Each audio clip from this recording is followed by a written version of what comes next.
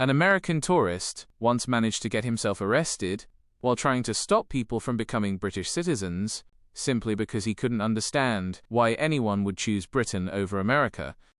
I've worked in London hospitality for 7 years, and I've lost count of how many Americans have sincerely offered to help me escape to their country, as if I'm trapped in some dystopian nightmare. But here's what I genuinely don't understand. If America is meant to be the ultimate dream destination for everyone on Earth, why do Americans get so personally offended, properly upset, when you tell them you're actually happy where you are? Many Americans seem to believe their country is the final prize, like the rest of us are sitting around waiting for a golden ticket to cross the Atlantic. I've lived in London my entire life, worked in hospitality for 7 years, and met hundreds of American tourists who simply cannot grasp why I wouldn't abandon everything to move to Ohio.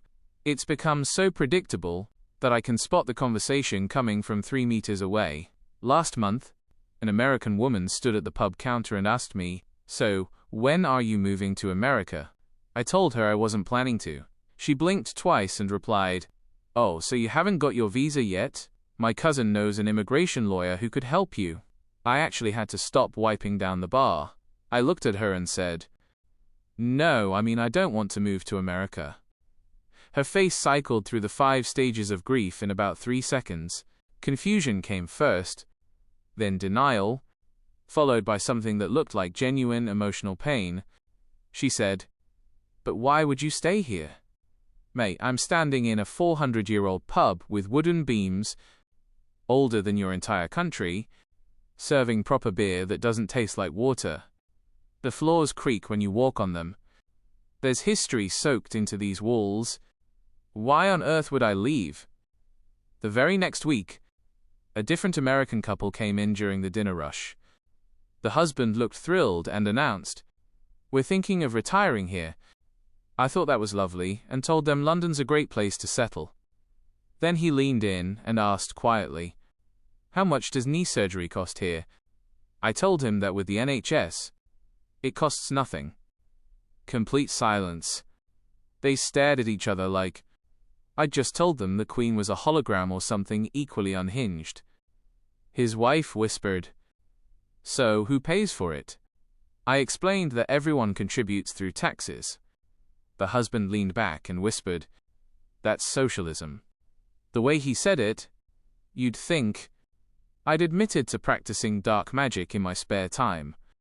"Mate, it's called not going bankrupt, because you broke your leg. And honestly, it's quite nice." But my favorite moment happened just 2 days ago at King's Cross Station. An American bloke spotted me, looking at the tube map, and started talking loudly enough for everyone, within 15 meters to hear, "You should move to Texas. Land is cheap there. You could buy 47 acres for $180,000. I asked him what exactly I would do with 47 acres in the middle of Texas. He threw his hands up like the answer was obvious and said, "Whatever you want, that's freedom." I pointed out that what I actually want is to walk to a pub, and in Texas I'd need a car, just to see another human being. He got even more excited and shouted, "Exactly. Space. Privacy. The American dream." Apparently, the American dream is dying of loneliness on a massive plot of land you can't afford to maintain, while the nearest shop is a 30-minute drive away. Meanwhile, I've got 4 pubs, 2 Tesco's, and a brilliant Indian takeaway all within a 5-minute walk from my flat. But sure, tell me more about how I'm missing out. And that's just casual pub or train station chat. Things get properly strange when they realize you're not just delaying the move. Wait until Americans discover you're actually happy here and have no intention of ever leaving. When Americans realize you don't want to move to America, they take it personally. It stops being a casual question and starts to feel like an intervention. 2 weeks ago, 6 American tourists came into the restaurant where I work part-time. They were on a hen party, all wearing matching pink t-shirts that said London Squad. One of them asked where I was from while I was taking drink orders. London, I replied. She tilted her head and said, No. Where are you really from? I said Clapham. South London. She wasn't satisfied. But where are your ancestors from? I had to think about that one. Also Britain, I said. For centuries, actually. She leaned in and asked, very seriously, don't you want to see what real opportunity looks like? Before I could answer, her friend jumped in and said, America has real diversity. They were all from the same suburb in Connecticut, and couldn't name a single British Prime Minister. Not one. I then received a 20-minute lecture about how I was wasting my potential, while they complained that our tea tastes weird, and asked why we don't serve iced tea in massive cups. The irony was completely lost on them. The next day at Camden Market, an American man started chatting to me near the vintage clothing stalls. He was very animated and suddenly blurted out, America is ranked number 1 in freedom. I mentioned that Britain actually ranks higher than America on most freedom indexes. His face went red. Those rankings are biased, he said. I asked who was biasing them. He stepped closer and said, people who don't understand real freedom. 10 minutes later, security escorted him out because he tried to pay for a leather jacket in dollars, and got angry when the vendor refused. As they walked him away, he shouted, This is why America is better. We take all currencies. No, you don't, mate. Try paying with pounds in Alabama and see how far that gets you. Last Saturday, I was giving a Shoreditch tour to an American couple viewing flats. The estate agent asked if they were relocating permanently. The husband pointed at me and said, Oh no, we're just visiting to convince her to move back with us. I'd known them for 45 minutes. His wife smiled and added, We have a guest room. You could stay with us while you get settled in Milwaukee. They'd already planned my entire American life. They even had a list of churches I should join. I don't even go to church. At a university mixer last month, a group of American exchange students decided it was their personal mission to compare absolutely everything. You have pubs. We have sports bars with 47 screens. You have the tube. We have cars. One girl stared straight into my soul and asked, Why would you choose to live somewhere that's just okay when you could live somewhere great? Mate, we invented your language. Show a bit of respect. That week alone, I received 7 separate offers to relocate to America. 7. I work in a pub, not a recruitment agency. You'd think the pressure would ease after that. Absolutely not. It gets properly unhinged. Because when Americans genuinely can't understand your choices, they start diagnosing you with problems you didn't even know you had. But none of that compares to the full-scale intervention I witnessed at Heathrow Airport 3 months ago. I was waiting for my sister's flight when I noticed an American family surrounding a young British lad near gate 47. The mum leaned in and said, in the most serious tone imaginable, Sweetheart, we need to talk about your future. The student looked confused. I'm going home. My program's finished. The dad shook his head. But you could stay. You could file for asylum. The student laughed and asked, Asylum from what exactly? Without missing a beat, the mum replied, Limited opportunities. They had pamphlets laid out on the airport chairs. Actual printed pamphlets. American university scholarships, job programs, housing assistance. The pile had to be 2 inches thick. The student tried to explain that he had a job lined up in Manchester, starting in 3 weeks. The sister grabbed his arm and said, But that's Manchester. We're offering you California. They wouldn't let him join the boarding queue. They kept him there talking for 35 minutes. He missed his flight. I watched him walk back to the ticket desk, and pay $340 to rebook for the next day. Last year, one of my American colleagues visited London and was genuinely horrified when she found out my salary.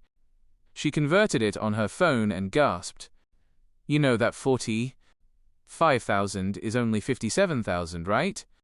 I started explaining that I don't pay for healthcare, that my entire university education cost £9,000 over 3 years. She cut me off and said, "That's poverty wages." I told her I live in a 2-bedroom flat in Zone 2 and take 3 holidays a year. She wasn't listening anymore. You could earn triple that in America. I did the maths out loud and explained I'd also spend 4 times as much on rent, healthcare, and student loans, meaning I'd actually be worse off. Her health insurance premium alone was higher than my monthly council tax. That week, she tried to expense a therapy session because she told HR that talking to me had been emotionally distressing. Her company rejected the claim. Fair enough. To be fair to Americans, though, there are some things they do very well. Drive-thrus, for example, are genuinely impressive. I went to one in Florida 2 years ago. Ordered, paid, received my food, all without leaving the car. Brilliant system. In Britain, we still get confused by roundabouts. Even though we invented them, the American one was with said, see, American innovation at its finest. I had to point out that it's just a window with food, not exactly the moon landing. He grinned and said, "We did that too."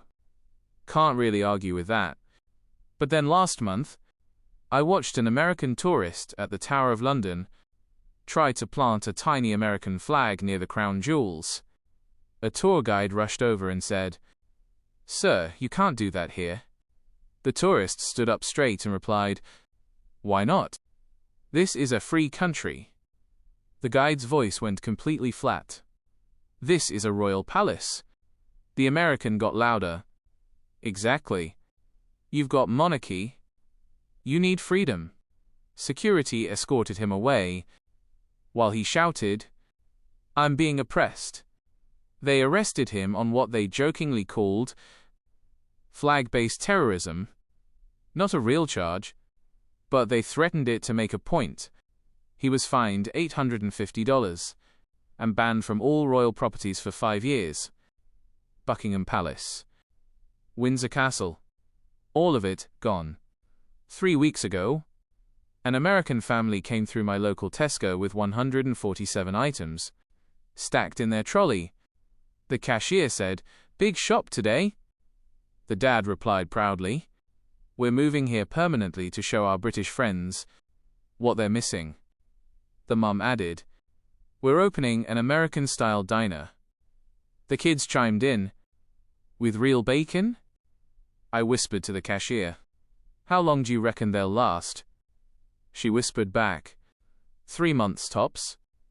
They lasted 6 weeks.